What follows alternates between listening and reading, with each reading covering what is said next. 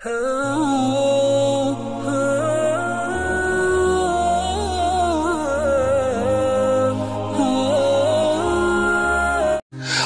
वालेकुम दोस्तों, कैसे हो? उम्मीद है कि सब खैरियत से होंगे। अल्लाह आप लोगों को ऐसे ही खुश रखे। सरकार दो आलम सल्लल्लाहु अलैहि वसल्लम की पूरी जिंदगी पर बनने वाली वीडियो सीरीज जिसका नाम मोहम्मद सब के लिए है सल्लल्लाहु अलैहि वसल्लम, ये उसका 36वां हिस्सा यानी पार्ट 36 है। थोड़ा हम रिकैप कर लेते हैं कि हमने 35वें हिस्से में क्या सुना। हमने 35वें हिस्से में सुना कि किस तरह अल्लाह तबारक व तआला की तरफ से सहाबाए किराम को मदीना हिजरत करने का हुक्म हुआ। सबसे पहले सहाबा एक एक दो दो करके छुपकर मक्का से मदीना के लिए रवाना हुए। लेकिन जब मक्का वालों को खबर हुई तो उनके हाथ जितने भी सहाबा लगे उनको कैद कर लिया, उनको तकलीफें दी, यहां तक के मक्का ईमान वालों से खाली होने लगा। अब सिर्फ मक्का में हुजूर पाक सल्लल्लाहु अलैहि वसल्लम, हजरत अबू बकर सिद्दीक रजी अल्लाह तआला और हजरत अली रजी अल्लाह तआला ही रह गए। चलिए आगे सुनते हैं। रसूल अल्लाह सल्लल्लाहु अलैहि वसल्लम ने अपने सहाबा को मक्का से मदीना हिजरत करने का हुक्म दे दिया था ताकि वो मक्का वालों की तकलीफों से नजात पा जाए और उनकी बुराइयों से अपने दीन को बचाकर यहां से ले जाए। अब तक अक्सर ईमान वाले मक्का वालों से और कुरैश से छुप छुपाकर हिजरत करके मदीना जा चुके थे। कुछ थोड़े से ईमान वाले कुरैश और मक्का वालों के हाथ पड़कर गिरफ्तार हो गए थे।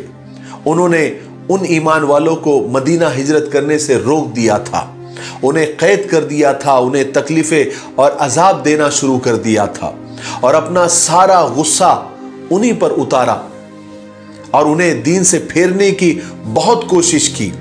उन्हें खुदा उसके रसूल के हुक्मों की पैरवी करने से रोका।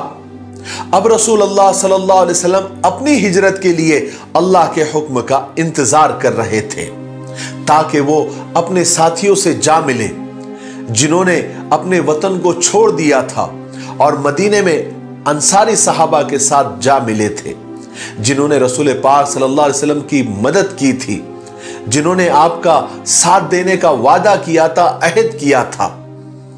और देखिए ना, ईमान वालों को अपने दीन से जिस कदर इश्क था उसकी सबसे बड़ी मिसाल हिजरत थी। ईमान वालों ने सिर्फ अपने खुदा और रसूल को खुश करने के लिए और अपने दीन को दुश्मनों से बचाने के लिए अपना घर-बार, अपनी जायदाद, अपने वतन को तक छोड़ दिया और अजनबी शहर और अजनबी लोगों में जाकर रहने लगे। इससे बड़ी और क्या कुर्बानी हो सकती है? उधर मदीने वालों ने अपने इस्लामी भाइयों के वास्ते अपने खजाने, अपने घरों के दरवाजे खोल दिए और दूसरी तरफ अभी तक रसूल पाक सल्लल्लाहु अलैहि वसल्लम मक्का में ही थे जहां कुरैश और मक्का वाले आप सल्लल्लाहु अलैहि वसल्लम के खिलाफ बड़े बड़े प्रोग्राम बना रहे थे, बड़े बड़े प्लान कर रहे थे और आप सल्लल्लाहु अलैहि वसल्लम को नौजुबिल्लाह कत्ल करने की साजिशें कर रहे थे। फिर उन्होंने एक दिन यानी मक्का वालों ने और कुरैश ने मिलकर दारुन नदवा के अंदर एक बहुत बड़ी मीटिंग जमा की, भराई। उसमें सब बड़े बड़े लोग और दूसरे कबीलों के सरदार दारुन नदवा में जमा हुए। दारुन नदवा कुरैश और मक्का वालों के लिए एक पार्लियामेंट की हैसियत रखता था जहां वो बड़ी बड़ी मीटिंगों के लिए जमा होते थे। इसी मीटिंग में भी सारे कबीलों के बड़े बड़े सरदार जमा हुए। अबू जहल कबीले बनी मखजूम से, जुबैर बिन मुतईम कबीले बनु नौफल से, शैबा उतबा अबू सुफियान बनी अब्द शम्स से, नजर बिन हारिस बनी अब्दुद्दार से, अबुल बख्तरी बनी जमा से, हकीम बिन हिजाम बनी असद से और नबिया बिन हज्जाज और मुंबा या मुनब्बा बिन हज्जाज बनी सहम से और अमीर बिन खल्फ बनी जमहा से, ऐसे सब कबीलों के बड़े बड़े सरदार दारुन नदवा में जमा हुए ताकि आप सल्लल्लाहु अलैहि वसल्लम को नौजुबिल्लाह खत्म करने की, कत्ल करने की साजिशें और प्लान कर सके। जब दारुन नदवा में ये पार्लियामेंट भराई जा रही थी तो इब्लीस एक बूढ़े बुजुर्ग की शक्ल में चादर ओढ़कर वहां पर पहुंच गया। लोगों ने पूछा कि यह बूढ़ा शख्स कौन है? तो इब्लीस ने जवाब दिया कि मैं अहले नज्द का एक शेख हूं, इस अहम मीटिंग के बारे में सुनकर आया हूं ताकि कुछ अच्छा मशवरा दे सकूं। बूढ़ा हूं, बुजुर्ग हूं, उम्र दराज हूं, तजुर्बेकार हूं, मेरे मशवरे शायद आपको काम आ जाए। मक्का वालों ने कहा ठीक है। फिर मक्का वालों ने उस मशवरे में इब्लीस को भी शामिल कर लिया। अब मक्का वाले क्या इब्लीस से कम थे जो उन्होंने और इब्लीस को शामिल कर लिया?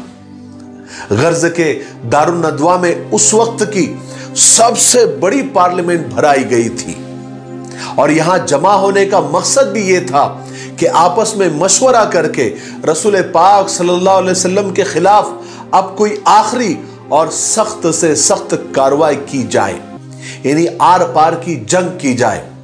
क्योंकि अब तक उन्होंने जितनी भी कार्रवाइयां की थी, जितनी भी साजिशें की थी, उसका नतीजा उल्टा ही हुआ था। और अब वो मुसलमानों की और ईमान वालों की हिजरत का हाल भी देख रहे थे और वो ये भी देख रहे थे कि मदीना वाले ईमान वालों के साथ किस कदर मोहब्बत, एहतराम और इज्जत का बर्ताव कर रहे हैं, उनका वेलकम कर रहे हैं, उनके लिए अपने दरवाजे खोल रहे हैं। इसलिए मक्का वालों को यह खतरा हो रहा था कि मदीना के मुसलमान कहीं अपनी नबी की वजह से हमारे खिलाफ जंग का ऐलान न कर बैठे, क्योंकि जंग छिड़ जाने के बाद मदीने के मुसलमान मक्का वालों को मदीना के रास्ते मुल्क के शाम जाने से रोक देंगे और उसका नतीजा यह होगा कि कुरैश और मक्का वालों का सारा कारोबार, तिजारत और बिजनेस तबाह हो जाएगी, ठप हो जाएगी। क्योंकि मक्का वालों को मुल्क के शाम की तिजारत से सालाना यानी एनुअल 2.5 लाख सोने के दिनार का मुनाफा और प्रॉफिट होता था। ईमान वालों को मदीना हिजरत करने से रोकने की मक्का वालों की सबसे बड़ी वजह यह थी, क्योंकि मक्का वालों का और कुरैश का गुजर बसर तिजारत पर था जो मुल्क के शाम से होती थी और मुल्क के शाम का रास्ता मदीने से होकर गुजरता था। इसलिए अगर मदीने वालों से लड़ाई हो जाती है तो वो कुरैश के ताजिरों को अपने शहर से हरगिज गुजरने नहीं देते और मदीना में अगर इस्लाम कदम जमा लेता तो मक्का वालों को कितना खतरा था, ये मक्का वालों को और मक्का के ताजिरों को और मक्का के बिजनेसमैन लोगों को इस बात का बखूबी एहसास था, क्योंकि ये मक्का वालों के वजूद और अस्तित्व का मसला था।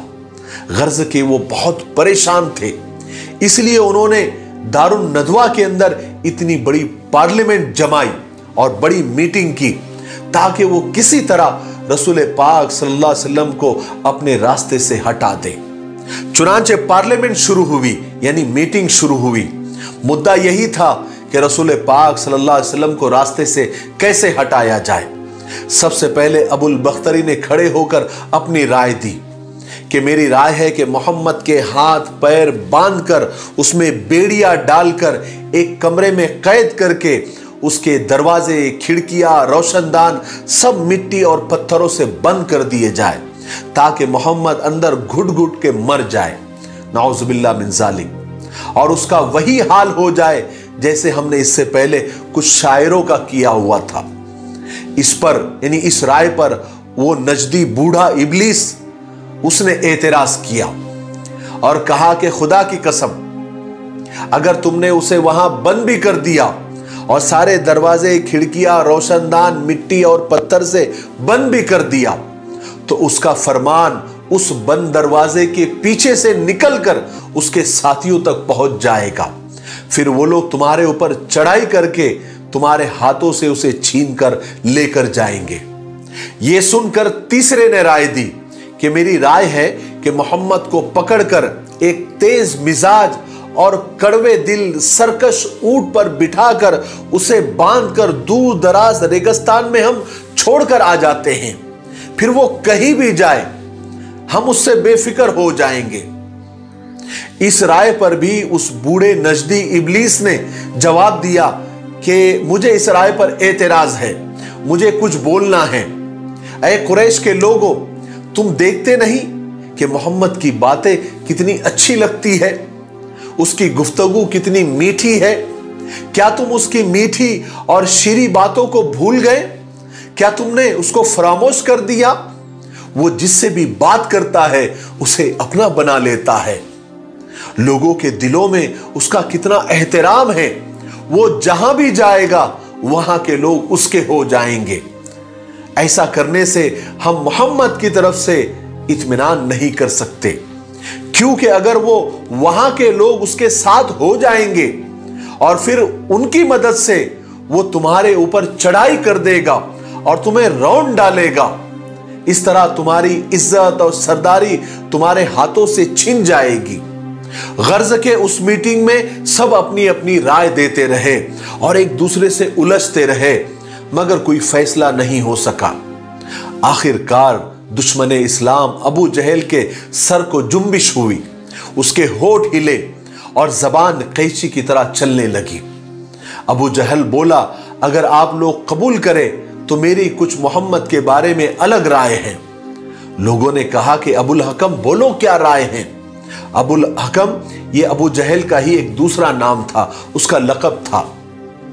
अबू जहल ने कहा कि जब तक मोहम्मद को कत्ल न कर दिया जाए वो हमारा पीछा नहीं छोड़ेगा, और उसको कत्ल करने से एक बड़ा हंगामा खड़ा होने का अंदेशा है। बनी हाशिम फिर इंतकाम और बदला लेने के लिए तैयार हो जाएंगे। इसलिए मेरी राय है कि हम हर कबीले से एक एक नौजवान को ले, जो बहादुर भी हो, हिम्मत वाला भी हो, ताकतवर भी हो, और उनके हाथ में एक निहायत उम्दा तेज तलवार दे दी जाए, और वो सारे नौजवान जो इस मीटिंग में तय हो जाए रात को मोहम्मद के घर का मुहासरा यानी उसका घेराव कर ले। और जब सुबह मोहम्मद नमाज पढ़ने के लिए घर से बाहर निकले तो तमाम बहादुर मोहम्मद पर टूट पड़े और सब मिलकर एक साथ तलवारें चलाए, यहां तक कि मोहम्मद का कत्ल हो जाए। इस तरह हर कबीला इस कत्ल में शरीक हो जाएगा और मोहम्मद का खून हम तमाम कबीलों में बढ़ जाएगा। उसका नतीजा यह होगा कि बनी अब्द मुनाफ, बनी हाशिम, बनी अब्दुल मुत्तलिब अगर उसका बदला लेने के लिए लड़ना भी चाहेंगे तो उन्हें तमाम कबीलों से लड़ने के बजाय जान की कीमत लेने पर राजी होना पड़ेगा, जो हम अदा कर देंगे। इस राय पर सारे मजलिस वाले खुश हो गए। सारी मीटिंग में जितने भी शरीक थे सबको ये राय बेहद पसंद आई। सब ने मिलकर और खुश होकर कहा कि अबुल हकम, अबू जहल, तुम्हारी राय सबसे जबरदस्त है। और अबू जहल के इस राय पर सबका इत्तेफाक हो गया। उसके बाद वो पार्लियामेंट, वो मजलिस, वो मीटिंग बर्खास्त हो गई। फिर क्या था, सब लोग बहुत खुश, बहुत मगन। उनको तो ऐसा लगा कि हमारा काम तो हो गया, हमारे रास्ते का कांटा तो अब बस निकल गया। उन्होंने ये समझ लिया था कि वो अपने नापाक इरादों में बस कामयाब हो गए। उन्होंने तो बहादुर नौजवानों को चुनना भी शुरू कर दिया, जो मोहम्मद सल्लल्लाहु अलैहि वसल्लम का नौज बिल्ला खाम तमाम कर देंगे।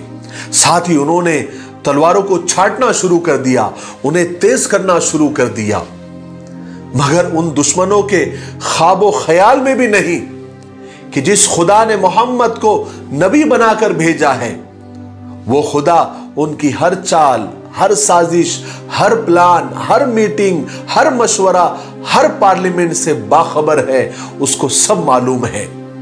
कुरैश वालों के लिए और मक्का वालों के लिए हुजूर पाक सल्लल्लाहु अलैहि वसल्लम तो सिर्फ मोहम्मद बिन अब्दुल्ला थे, जो अब्दुल मुत्तलिब के पोते थे। वो तो कहते भी थे कि मोहम्मद तो हमारी तरह दिखता है, हमें हमारी तरह खाता पीता है, हमारी तरह जागता फिरता है, हमारी तरह बाजारों में घूमता फिरता है। लेकिन मक्का के नादानों को यह खबर नहीं थी कि मोहम्मद तो फख्र रसूल है, सैयदे कुल है, हादिये सुबुल है, साकिये कौसर है, शाफ़े महशर है, जो सारे अंबियाओं का इमाम है। अरे वो उठे तो आसमान को बुलंदियां मिल जाए, जो बैठे तो धरती को सुकून मिल जाए, जिसे पसीना आए तो गुलशन महकने लगे, जो मुस्कुराए तो सितारे चमकने लगे, जो बोले तो परिंदे चहकने लगे, जिसकी लिबास की अदाएं कुरान की आयात बन जाए, जो चादर ओढ़ कर आए तो कुरान पुकार उठे, या अय्युहल मुद्दस्सिर या अय्युहल मुद्दस्सिर, जो कंबल ओढ़ कर आए तो कहा जाए या अय्युहल मुज़्ज़म्मिल या अय्युहल मुज़्ज़म्मिल, जिसके पेशानी की चमक से सुबह को रोशनी मिले, जिसके जुल्फों की मस्ती से रात को अंधेरा मिले, जिसके मुस्कुराने से जन्नत मचलने लगे, जिसके गुस्से के सामने जहन्नम उबलने लगे, जिसके कदम उठे तो अर्श मौला तक पहुंचे, जिसकी उंगली उठी तो चांद के 2 टुकड़े हो जाए। हाय हाय हमारा सब कुछ कुर्बान हो जाए, नबी पाक सरकार दो आलम हजरत मोहम्मद सल्लल्लाहु अलैहि वसल्लम की जात अक़दस पर सब मिलकर एक बार मोहब्बत से सरकार दो आलम सल्लल्लाहु अलैहि वसल्लम पर दरूद पढ़ ले। अल्लाहुम्मा सल्ली अला सय्यिदिना व शफ़ीना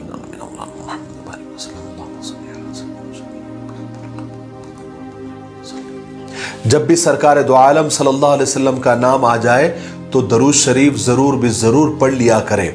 अगर सरकार का नाम आए और हम दरूद न पढ़े तो इससे बड़ी बदनसीबी कोई हो ही नहीं सकती, इसलिए दरूद शरीफ का एहतमाम किया करें। बहरहाल चलिए आगे बढ़ते हैं। इधर मक्का वालों में तो ये सब साजिशें प्लानिंग वगैरह हो ही रही थी, उधर अल्लाह तबारक व तआला ने अपने प्यारे नबी को इस चाल से बचाने का सामान कर दिया। हज़रत जिब्राइल अलैहिस्सलाम ने आकर आप सल्लल्लाहु अलैहि वसल्लम को कुरैश के इस इरादे का, इस प्लानिंग का और इस साजिश का पूरा पूरा ब्यौरा आप सल्लल्लाहु अलैहि वसल्लम को दे दिया और अल्लाह तबारक व तआला का ये पैगाम भी पहुँचाया कि आज रात आप अपने बिस्तर पर न सोए। और अल्लाह तबारक व तआला ने आप सल्लल्लाहु अलैहि वसल्लम को मदीना हिजरत करने की इजाज़त भी दे दी। रसूल पाक सल्लल्लाहु अलैहि वसल्लम की ये आदत थी कि वो रोज़ाना 2 मरतबा हज़रत अबू बकर सिद्दीक रज़ी अल्लाह तआला अन्हु के मकान पर तशरीफ़ ले जाया करते थे। उस रोज़ भी आप सल्लल्लाहु अलैहि वसल्लम हज़रत अबू बकर सिद्दीक रज़ी अल्लाह तआला अन्हु के घर पहुँचकर आपने दरवाजे पर दस्तक दी। हालांकि ये वक्त हुज़ूर पाक सल्लल्लाहु अलैहि वसल्लम कभी नहीं आते थे। जब हज़रत अबू बकर सिद्दीक ने आपको देखा तो ये कहा कि ज़रूर कोई ना कोई ख़ास बात है। आप सल्लल्लाहु अलैहि वसल्लम अंदर तशरीफ़ लाए। रसूल खुदा सल्लल्लाहु अलैहि वसल्लम ने अंदर पहुंचकर हज़रत अबू बकर से फरमाया कि यहाँ जितने भी लोग हैं सबको साइड में कर दो, यानी हटा दो, कुछ बात करनी है, बहुत ज़रूरी है। हज़रत अबू बकर सिद्दीक रज़ी अल्लाह ने जवाब दिया कि या रसूल अल्लाह, यहाँ सिर्फ 2 लड़कियाँ हैं, आयशा और अस्मा, जो आपके लिए भी घर वालों की तरह ही है और राजदार है, इसलिए आपको जो भी बात कहनी है आप बेतकल्लुफ़ फरमाइए। तब रसूल पाक सल्लल्लाहु अलैहि वसल्लम ने इरशाद फरमाया कि मुझे अल्लाह तबारक व तआला ने हिजरत की इजाज़त अता फरमा दी है और मैं आज रात मदीना के लिए रवाना हो रहा हूँ। ये सुनकर हज़रत अबू बकर ने बड़े शौक़ से पूछा, या रसूल अल्लाह, मेरे माँ बाप आप पर कुर्बान, क्या मुझे भी साथ चलने की इज्जत हासिल होगी? आप सल्लल्लाहु अलैहि वसल्लम ने इरशाद फरमाया, हाँ अबू बकर, तुम भी मेरे साथ होंगे। ये सुनकर हज़रत अबू बकर के खुशी के आंसू निकल गए। उन्होंने अर्ज़ किया, या रसूल अल्लाह सल्लल्लाहु अलैहि वसल्लम, मैंने पहले ही से 2 सवारियों का इंतज़ाम कर चुका हूँ, इसलिए मेरे माँ बाप आप पर कुर्बान, एक आप ले लीजिए। आप सल्लल्लाहु अलैहि वसल्लम ने फरमाया कि मैं कीमत दिए बगैर नहीं लूँगा। हज़रत अबू बकर ने फरमाया कि जैसे आपकी खुशी उसमें मैं खुश हूँ, यानी अगर आप कीमत देकर लेना चाहते हैं तो कोई हरज नहीं, आप ऐसा ही कीजिए। अब हज़रत आयशा और हज़रत अस्मा रज़ी अल्लाह तआला अन्हुमा अपने वालिद के हुक्म पर सफ़र का सामान, तोशा, नाश्ता वगैरह तैयार करना उन्होंने शुरू कर दिया। हज़रत अस्मा रज़ी अल्लाह तआला अन्हा ने एक दस्तरखान में खाना वगैरह लपेट दिया और एक मशकीज़ा पानी का भर दिया। उन्होंने उन दोनों चीज़ों को एक साथ बांधना चाहा, मगर उस किस्म की कोई डोरी और रस्सी नहीं मिली। इसलिए उन्होंने जब उनको कुछ नहीं मिला तो अपनी ओढ़नी फाड़ कर उसके 2 टुकड़े किए। एक से खाने का बर्तन, पानी का मशकीज़ा वगैरह बांध दिया और दूसरा अपनी कमर पे बांध दिया। उस वक्त से हज़रत अस्मा का लक़ब ज़ातुन नताक़ैन, यानी 2 ओढ़नियों वाली, ऐसा पड़ गया। बहरहाल वो रात आ गई जिसका मक्का वाले बेसब्री से इंतजार कर रहे थे। वो सब लोग आप सल्लल्लाहु अलैहि वसल्लम के मकान के आसपास अंधेरे में छुप गए और घात लगाकर बैठ गए। उनमें से हर एक ने अपने कपड़ों में एक निहायत तेज और उम्दा तलवार छुपा रखी थी, और वो तलवारें ऐसी थी कि उनके धार में मौत छुपी हुई थी। इस काम के लिए मक्का वालों ने 11 मुजरिमीन तय किए थे, जिसमें सबसे पहले अबू जहल, हकम बिन आस, उकबा बिन मुईत, नजर बिन हारिस, उमैया बिन खल्फ, जमा बिन असवद, तोयमा बिन अदी, अबू लहब, उबई बिन खल्फ और नबिया बिन हज्जाज और मुंबा या मुनब्बा बिन हज्जाज। ऐसे 11 लोग थे जो रात के अंधेरे में आप सल्लल्लाहु अलैहि वसल्लम के घर के इर्द गिर्द छुप कर बैठे थे कि जैसे ही आप निकलेंगे ये तलवार का वार करके सब मिलके और आप सल्लल्लाहु अलैहि वसल्लम का नाउज़ुबिल्लाह काम तमाम कर देंगे, कत्ल कर देंगे। आज के लिए इतना काफी है, इसलिए अब हम यहीं पर रुकते हैं क्योंकि वीडियो ज्यादा लंबा हो रहा है। आने वाले 37वें हिस्से में यानी पार्ट 37 में हम हिजरत का वाकया ही कंटिन्यू करेंगे, क्योंकि अभी बहुत सफर बाकी है। अभी आपको यह सुनने को मिलेगा आगे के पार्ट्स में कि आप सल्लल्लाहु अलैहि वसल्लम हज़रत अबू बकर सिद्दीक रज़ी अल्लाह तआला अन्हु कैसे मक्का से बाहर निकले, आपके साथ क्या क्या हुआ, आपने किसको अपने बिस्तर पर सुलाया, फिर मुशरिकीन मक्का ने क्या किया, यानी वो 11 लोग जो तलवार लेकर छुपे हुए थे उनके साथ क्या हुआ। ये सारी चीजें आपको 37वें हिस्से में यानी पार्ट 37 में सुनने को मिलेगी। तब तक आप इन सीरीज के वीडियो को ज्यादा से ज्यादा शेयर करें। आप लोग शेयर बहुत कम कर रहे हैं, इसलिए व्यूज दिन ब दिन थोड़े कम होते जा रहे हैं। ये थोड़े लोगों से मेरी शिकायत है, और मुझे किसी यूट्यूबर ने बताया कि आप अपने ऑडियंस से कहें कि आप कमेंट ज्यादा से ज्यादा करें और वीडियोस को लाइक करें। इससे होगा ये कि आपके वीडियोस यूट्यूब सजेशन में यानी नए नए लोगों को बताएगा। तो आप जरूर इन वीडियोस को लाइक करें, शेयर करें और अच्छे अच्छे कमेंट करें। उससे होगा ये कि हमारे वीडियोस को एंगेजमेंट मिलेगा और हमारे वीडियोस, ये सीरत के वीडियोस सजेशन में आएंगे और नए नए लोग इसको देखेंगे और आप सल्लल्लाहु अलैहि वसल्लम की सीरत को सुनेंगे, जिसका सवाब आपके खाते में आएगा। मुझे उम्मीद है कि आप लोग ऐसा जरूर करेंगे, क्योंकि आप लोग बहुत अच्छे हैं। अल्लाह आपको खुश रखे। तब तक मेरे लिए, पूरी उम्मत के लिए और पूरी इंसानियत के लिए खैर और भलाई की दुआ करते रहे। अस्सलामु अलैकुम व रहमतुल्लाहि व बरकातुहू।